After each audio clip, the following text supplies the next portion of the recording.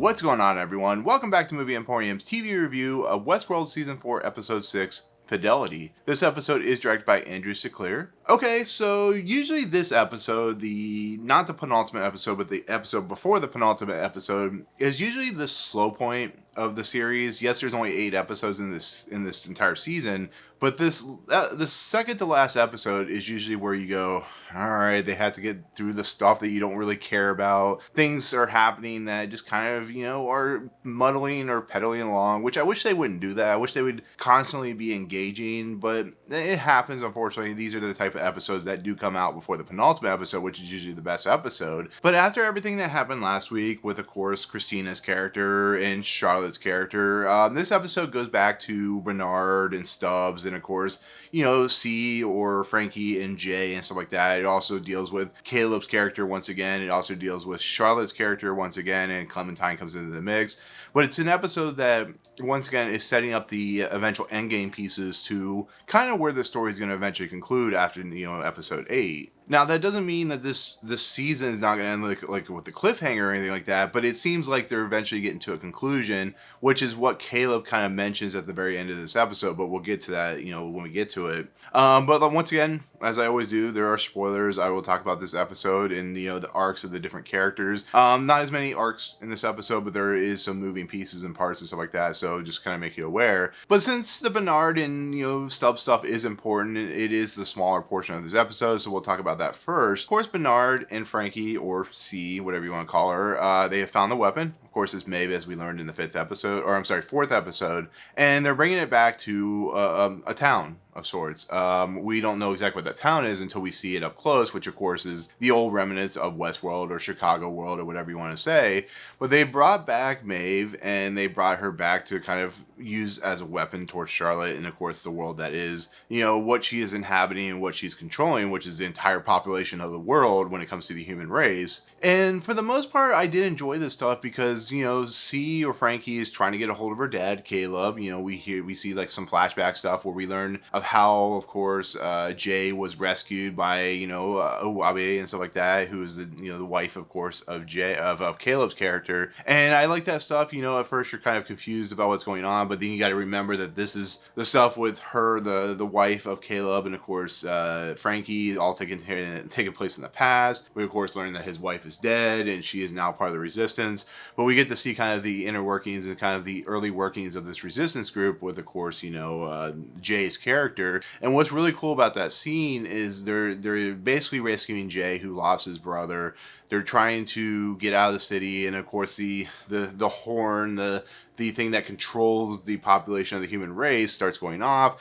Everybody freezes. The resistance group has to freeze because we have those, I don't know what they're called, but if you can remind me in the comments below, but the host sentry bots, I guess you could say, they basically are looking for the resistance group. They're checking each individual, and of course they keep walking away because each individual is supposed to be frozen. But of course one of the host flies, gets on one of the resistance groups, he blinks, and of course he is taken hostage by the sentry bot, I guess you could say. But of course that leads into, the current state where the resistance group has, I think it's like Lisa or Janice or whatever her name is. They rescued this outlier, brought her back to the Chicago world. And on top of everything, Bernard is trying to put Maeve back together. They go back underground. They take the host control thing and situation.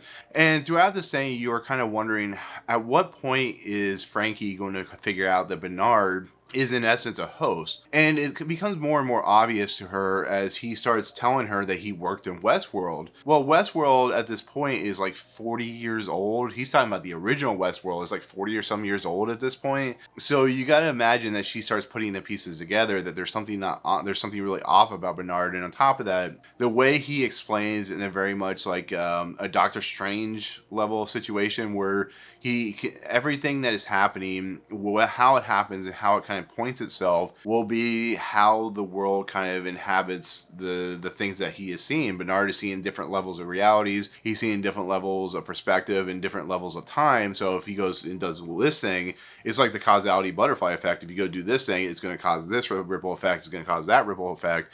And that's really interesting because, like I said, she starts seeing that and she helps him start putting back Maeve because, of course, Maeve was the last person to be with Caleb, her father. So there's a lot of sense there. But Of course, Jay and then the resistance group come back, and they're like wondering what she's doing and what they're doing. And then she says this is the weapon, which makes a lot of sense. This, of course, leads Frankie to shoot Bernard to reveal that he's a host. Stubbs is revealed to be a host, and they are taken hostage or taken captive, placed in a room. And Bernard basically lays out to her about there's someone in your group that is a mole, that is a bad guy. This is 24 all over again. And she's like, who is it? He's like, I'm not sure. It depends on the nature of what reality we're living in, where it kind of goes. It could be your girlfriend. It could be Stubbs. It could be me. It could be Jay.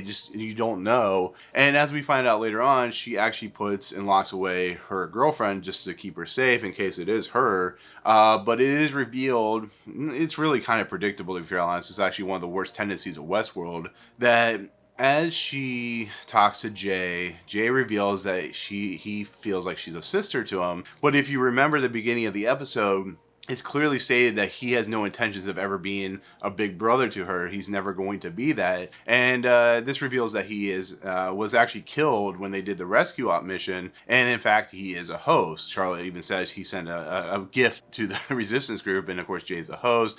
He's trying to kill the resistance. He wants to know where the piece for Maeve is to kind of, keep her from coming back, because Charlotte's very worried about Maeve and all that good stuff from, what we saw in the last season. And there's a gun battle and all that good stuff. I won't explain. There's a small piece that happens with Caleb's character with Frankie, which I thought was a little convenient. But in the process of everything, he basically is about to shoot her, and he's like, I want to know where the device is. And of course, he is axed in the head and killed by Maeve, who's now alive. And of course, Maeve, the Thandie Newton character, has come back, because you can't kill off Thandie Newton because she's a fantastic actress, really good in this series. I think she got an Emmy nomination or whatever. But in the process, Maeve talks about the whole idea of like, she left him to make him have a better life, and it ended up kind of blowing up in her face. Of course, it's 23 plus years in the future, so there's a whole big, they think Caleb's alive, but they don't really know the extent of what Caleb's, situation is. But it's leading into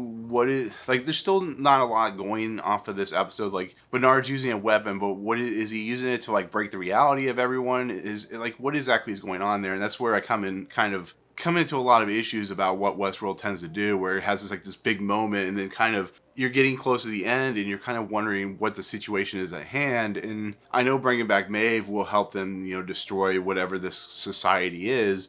But it feels like a little bit of a letdown. It feels like, once again, Bernard, the Jeffrey Wright character, and even Stubbs, Luke Hemsworth character, are really just not given a lot to do. They're there as kind of a push forward of a plot device. Jeffrey Wright's too good of an actor. You got to really kind of push him into some really interesting territory, and they're just kind of repeating the same problems as the last season. What Jeffrey Wright, once again, he disappeared for like 2 episodes or an episode, and you really shouldn't have done that. It just didn't make any sense. So, but that's kind of where that story arc kind of leaves off. It leaves off to like, what's the next step for Maeve and Bernard and Frankie. I know like we said, we'll talk about in a second what's going on with the Frankie situation, but like I said, it leads off to like, there's probably gonna be a big battle of some sort. Who knows, maybe Charlotte will win. I don't know. But basically the other half of this episode is Charlotte, who once again is trying to figure out why the hosts, as we learned in this episode, are basically breaking command of Charlotte has this issue, and it's really prevalent throughout this entire season, that she thinks she's built the perfect host. And if we know anything about computers, technology, about ruling class, there is never a perfect nature or perfect naturality to it, to be fairly honest. It's why there's so many versions of Caleb that have been created since his death, because each one is not perfect. Each one has a short lifespan. Each one is dying. As we see, there's many things that Caleb has done as a host that has created this kind of ripple effect in a lot of respects. So the Caleb that we're currently involved with, the one that we're currently running through, he is trying to find a way out, and he unfortunately is talking to Charlotte, who has this hourglass, which is basically kind of a concluding point for Caleb of this form 278 or whatever you want to call it. What's really interesting, and this is stuff that's really interesting, is she's trying to get to the idea of why the hosts are doing what they're doing, why are they being affected by the human population? And it's not really explained till the very end, which we'll get to. But Caleb like acts like he doesn't know why. He probably doesn't know why. He doesn't understand why she's asking this question. But she reveals that there are other versions of Caleb still alive, ones that are very infected, they're dying. The whole idea of the fact that one's like cut his face open, the others are just like crazy, weird, over the top, and all that good stuff. And it's really interesting to see these characters, to see how many times it's like building a phone or something like that, or just a creation of sorts. There's always a lot of missteps before you get to the actual creation. I mean, think about how many times like a computer in its own right, how many different iterations they got to till they got. I mean, even now with computers, they're not perfect. They have problems, and it's really interesting this thing to see. But you see a little bit later on in the episode, Clementine pops up and she's answering questions of Charlotte, and Charlotte is one of those individuals similar to like the architect, where he's just frustrated with why this situation is happening, what is going on. She feels like she can't get a break, and she's like feels like the human population, the human existence, are doing what they're doing, and their resistance is a very small idea. But what she doesn't understand, and what really kind of is the flaw in her system, is it really doesn't matter what you do. And I explained this a little bit earlier. She can do it as many times as she wants when it comes to creation, but she'll never find the perfect idea, because the thing about computers and robots and stuff like that is the human mind and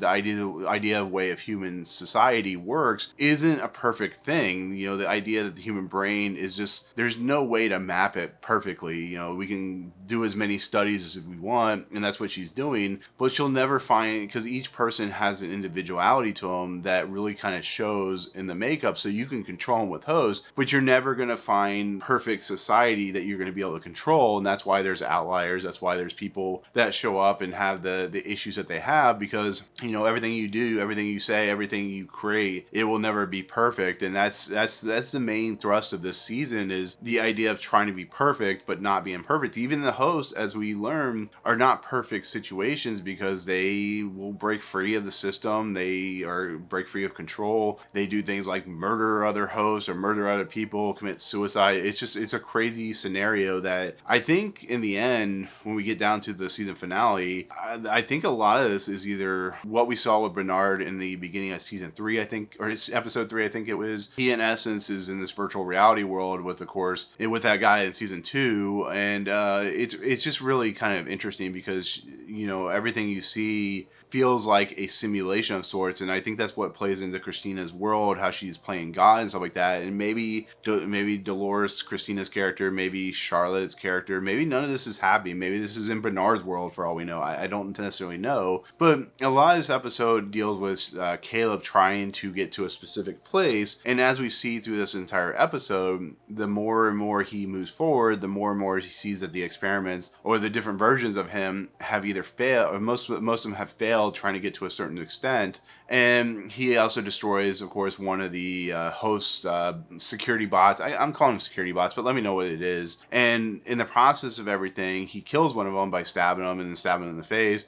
He goes in his closet where we see a bunch of gowns, which look very much like similar to Caleb's stuff. And we see a ring that he picks up, and he has flashbacks where it causes him to kind of, go a little bit of insane. And on top of that, he's been having flashbacks to Frankie and before he was actually killed. It basically leads him to getting to the outside, and he's on the roof. And there's a scene where he's in the vents as he's trying to get forward, and one of the other experimental hosts that was Caleb is sitting there. You think he's dead, but he's like, "Use me when you fall," because when he opens up the vent, he looks out. There's a couple dead versions of him. And the one that's in the vent actually says, "Use me as like padding when you fall," and he's able to save himself and all that good stuff.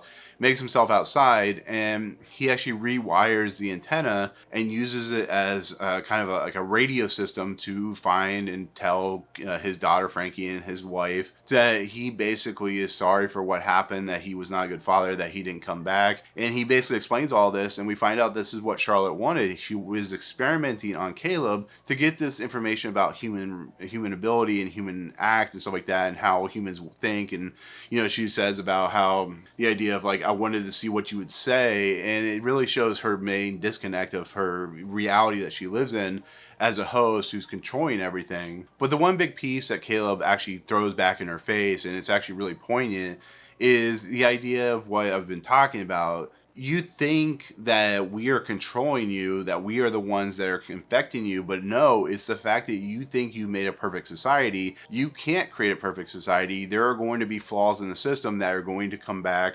and find ways to escape. Look at William, the Man in Black, and when he talks to his actual self, when, you know, the idea of Clementine and how she reacts to the whole situation. We see, like, of course, you know, the woman, like I said, that killed a bunch of people before she killed herself in the front of that building. It really is poignant in that simple fact before she stabs Caleb's neck to create a new version of himself. Just the idea that, you know, this world that you've created is not going to be something that lasts. There's going to be rebellion. There's going to be resistance. This is similar to somebody was talking about with, like, the Matrix. You know, the first one was, they thought was perfect, but it really wasn't. There's always a flaw in the system, and that's what I gather is the main thrust of this season, is the flaw in the system, that it doesn't matter if you're the human and you're controlling the host, or you're the host controlling the human. That flaw is never going to be able to leave. And like I said, in the coding of Charlotte, she can't understand that. And you also see that in her hand, it's bleeding, or some kind of fluid of some sorts. It shows that she's not perfect, and that she is, you know, has issues of herself. And in the end, control is control, and whether you feel like you can control or not, it's always going to find some way to fight back and take over. And, you know, something's gonna happen in the 5th season where it's gonna be another version of control, and it's just how the system works. But like I said, it's an episode that still is the 6th episode of an 8-episode series, or season, so it's going to be one of those kind of, it's not as good as you were hoping. I mean, I'm gonna give this like an 8 or something like that, but I found it very interesting to kind of see the ideas of just how the world is not a perfect world, and, you know, it reflects on the world that we are living in today, just how things are just not perfect, and things are going to fall by the wayside and be problematic. And Charlotte just doesn't understand that, and that's why she gets angry like she does. But once again, she spins the wheels as she does, and she creates 279 Caleb and does the exact same thing that she did the first time, so she hasn't learned anything.